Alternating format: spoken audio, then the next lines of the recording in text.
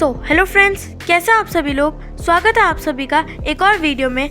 आज की वीडियो में हम पढ़ने वाले हैं क्लास 7 की टेक्स्ट बुक हनीकॉम से चैप्टर नंबर 1, जिस चैप्टर का नाम है 3 क्वेश्चन। तो चलो शुरू करते हैं चैप्टर के साथ। तो बिफोर यू रीड में हमें बताया गया है कि एक किंग के मन में 3 सवाल आते हैं और वो उसे ढूंढता है। वो 3 सवाल क्या थे और किंग को उनका जवाब मिलता है, इस स्टोरी में हम जानेंगे। तो सबसे पहले एक किंग के मन में 3 सवाल आते हैं और वो सोचता है कि अगर उनके 3 सवालों के जवाब पता होंगे तो वो कभी भी अपनी ज़िंदगी में हारेगा नहीं। वो 3 सवाल क्या थे? What is the right time to begin something, कोई भी चीज़ शुरू करने का सही समय क्या है। दूसरा सवाल, which people should he listen to, उन्हें किन लोगों की बात सुननी चाहिए। तीसरा सवाल, what is the most important thing for him to do, उनके लिए सबसे जरूरी चीज़ करना क्या है। उसके बाद किंग जो है अपने किंगडम से बहुत सारे मैसेंजर्स को भेजते हैं और कहते हैं जो भी इन 3 सवालों के जवाब मेरे पास लेकर आएगा उन्हें मैं बहुत बड़ी रकम दूंगा इनाम के तौर पे। बहुत सारे वाइस मैन किंग के पास आते हैं बट सबके आंसर अलग अलग होते हैं। तो फर्स्ट क्वेश्चन जो कि था what is the right time to begin something, कोई भी चीज शुरू करने का सही समय क्या है। इसके जवाब में कुछ लोग कहते हैं कि किंग को जो है एक टाइम टेबल बनाना चाहिए और उसे स्ट्रिक्टली फॉलो करना चाहिए, ऐसे ही किंग जो है सही समय में सही चीज कर सकते हैं। तो उसके बाद कुछ लोग कहते हैं सही समय में सही चीज डिसाइड करना ये तो इम्पॉसिबल है, इसलिए किंग को जो है जो भी चीजें चल रही है उसमें ध्यान देना चाहिए और अपने फालतू के आराम को छोड़ देना चाहिए और जो भी चीज उन्हें जरूरी लगती है वो चीज करनी चाहिए। तो उसके बाद कुछ लोग कहते हैं कि किंग को जो है काउंसिल की जरूरत है जो उन्हें हेल्प करेंगी सही समय में सही चीज करने के लिए। काउंसिल एक लोगों का ग्रुप होता है जो चूज करा जाता है किंग को एडवाइस देने के लिए कि वो कब क्या करे। ये इसलिए क्योंकि एक इंसान के लिए ये बहुत ज्यादा इम्पॉसिबल है सही समय में सही चीज डिसाइड करना। तो उसके बाद कुछ लोग कहते हैं कि कभी कभार चीज़ जो है बहुत ज़्यादा अर्जेंट हो जाती है और हम काउंसिल के डिसीजन का इंतजार तो कर नहीं सकते। तो अगर हमें सही समय में सही चीज़ करनी है तो किंग को जो है फ्यूचर में देखना पड़ेगा और वो सिर्फ जादूगर ही कर सकता है, तो किंग को जो है जादूगर के पास जाना पड़ेगा। तो सेकंड क्वेश्चन जो था which people should he listen to, उन्हें किन लोगों की बात सुननी चाहिए। इसके जवाब में कुछ लोग कहते हैं कि किंग को जो है काउंसलर्स की बात सुननी चाहिए। काउंसलर्स कौन होते हैं?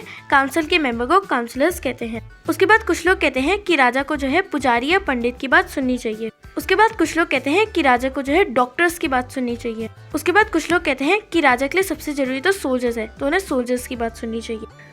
तो थर्ड क्वेश्चन जो था what is the most important thing for him to do, उनके लिए सबसे जरूरी चीज करना क्या है। तो उसके बाद कुछ लोग बोलते हैं कि राजा के लिए सबसे जरूरी चीज करना साइंस है।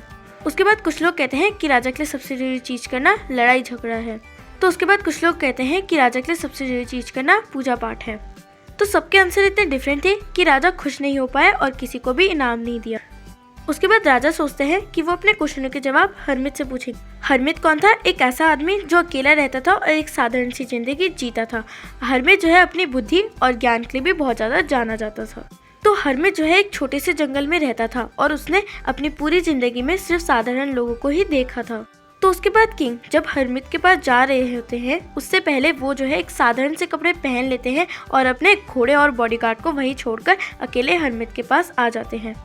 और जैसे ही राजा हरमित की हट के पास आते हैं वो देखते हैं कि हरमित जो है अपनी हट के आगे जमीन को खोद रहा है। हरमित जो है किंग को ग्रीट करता है, यानी कि नमस्कार, नमस्ते, हेलो, हाय करता है और वापस खोदना शुरू कर देता है। हरमित जो है बहुत ज्यादा बूढ़ा और बीमार हो गया था, तो जब वो काम कर रहा था वो जो है बहुत तेज से सांसें ले रहा था। उसके बाद किंग जो है हरमित के पास जाते हैं और कहते हैं मैं तुम्हारे पास इसलिए आया हूँ हरमित ताकि मैं अपने 3 क्वेश्चनों के जवाब पा सकूँ। उसके बाद किंग जो है अपने 3 क्वेश्चन बोलते हैं। How can I learn to do the right thing at the right time, मैं कैसे सीख सकता हूँ सही समय में सही चीज करना। Who are the people I need most, मेरे लिए सबसे जरूरी इंसान कौन है। And what are the affairs are the most important, मेरे लिए सबसे जरूरी चीज करना क्या है।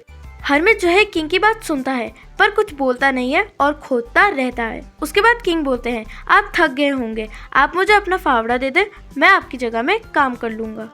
उसके बाद हरमित जो है किंग को थैंक्स बोलते हैं और अपना फावड़ा पकड़ा देते हैं और जमीन में बैठ जाते हैं। उसके बाद किंग जब 2 बेड खोदता है वो रुक जाता है और अपने क्वेश्चन वापस रिपीट करता है हरमित के सामने। हरमित उस वक्त भी कुछ नहीं बोलता है और अपना हाथ आगे बढ़ाता है फावड़ा मांगते हुए और कहता है अब आप थक गए होंगे, आप रेस्ट कर लीजिए, मैं काम कर लेता हूँ। पर किंग उसे फावड़ा नहीं देता है और खोदना शुरू कर देता है। 1 घंटा बीत चुका था, उसके बाद एक और बीत चुका था। सन जो है पेड़ के पीछे आ गया था। लास्ट में किंग जो है एकदम थक जाते हैं और फावड़े को ग्राउंड में रख देते हैं और हरमित से कहते हैं मैं आपके पास इसलिए आया हूँ ताकि मैं अपने 3 क्वेश्चनों के जवाब पा सकूँ। अगर आप मुझे वो दे सकते हो तो प्लीज़ दे दो, या तो आप मेरे को बता दो, मैं अपने घर वापस चला जाऊँगा। उसके बाद हरमित कहता है देखो कोई भागते हुए आ रहा है। अब हम आ चुके हैं second part of the story. King जो है मुड़कर देखता है और देखता है कि एक दाढ़ी वाला आदमी उसकी तरफ भागते हुए आ रहा है। उसका हाथ जो है पेट में दबा हुआ होता है जहाँ से बहुत ज्यादा खून बह रहा होता है। तो जैसे ही वो किंग के पास आता है वो बेहोश हो जाता है और जमीन में गिर जाता है। उसके बाद किंग और हरमित जो है दाढ़ी वाले आदमी के कपड़े उतारते हैं और देखते हैं कि उसके पेट में बहुत बड़ा घाव हो रखा होता है। तो उसके बाद किंग जो है घाव को अच्छे से साफ कर देता है और उसे रुमाल की मदद से बांध देता है, पर तभी खून नहीं रुकता है। तो किंग जो है उसकी बार बार पट्टी करता है जब तक खून नहीं रुकता है। तो उसके बाद दाढ़ी वाला आदमी थोड़ा सा बेटर फील करता है और पानी पीने के लिए मांगता है। उसके बाद किंग जो है उसे ताजा पानी दे देते हैं। इस टाइम पे सन जो है एकदम डूब चुका था और एयर जो है एकदम ठंडी हो गई थी।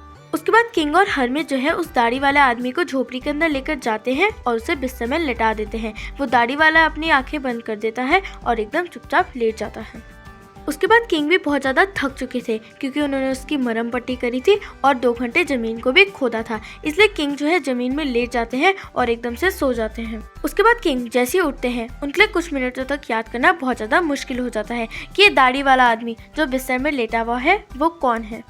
उसके बाद वो दाढ़ी वाला आदमी बहुत ज्यादा बीमार आवाज में किंग से कहता है प्लीज मुझे माफ कर दो। उसके बाद किंग जो है उस दाढ़ी वाले आदमी को कहता है मैं तुम्हें नहीं जानता और तुमने ऐसा क्या करा है जो मैं तुम्हें माफ कर दूं। तुम मुझे नहीं जानते पर मैं तुम्हें अच्छे से जानता हूँ क्योंकि तुम मेरे एक दुश्मन हो और मैं अपने दुश्मनी का बदला लेने यहाँ पे आया था क्योंकि तुमने मेरे भाई को मारा था और उसकी सारी प्रॉपर्टी ले ली थी।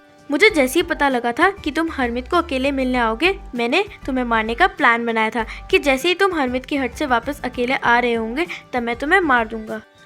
पूरा दिन बीत चुका था पर तुम नहीं आए तो मैं तुम्हारे बॉडीगार्ड के थोड़े से पास आया। जैसे ही मैं आया तुम्हारे बॉडीगार्ड ने मुझे पहचान लिया और मुझे घायल कर दिया। वहाँ से तो मैं बच गया पर मैं मर जाता अगर तुम मेरे घाव को पट्टी ना करते। तो अब अगर मैं जीऊंगा तो मैं तुम्हारा एक सच्चा सेवक बनकर ही जीऊंगा और अपने बेटे को भी यही करने के लिए कहूँगा। प्लीज तुम मुझे माफ कर दो।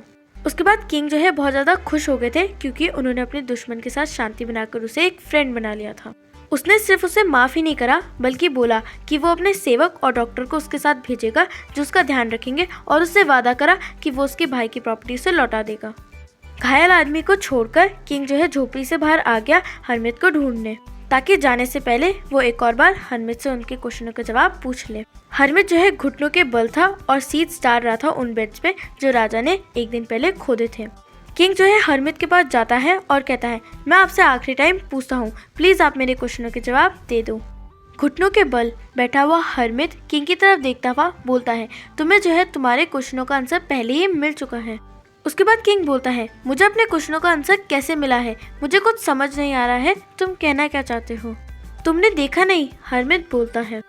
अगर कल तुम मेरी कमजोरी को ना समझते और मेरे बेड्स ना खोते तो तुम यहाँ से चले जाते और वो मैन तुम पे अटैक कर देता और तुम मर जाते। पर तुमने मेरी कमजोरी को समझा और मेरे लिए बेड्स खोद। तो उस वक्त जो तुम्हारे लिए सबसे इम्पोर्टेंट समय था वो तब था जब तुम मेरे लिए बेड्स खोद रहे थे और मैं तुम्हारे लिए सबसे ज्यादा इम्पोर्टेंट पर्सन था उस टाइम। और उस वक्त जब तुम मेरे लिए अच्छा कर रहे थे वही तुम्हारे लिए सबसे इम्पोर्टेंट चीज थी।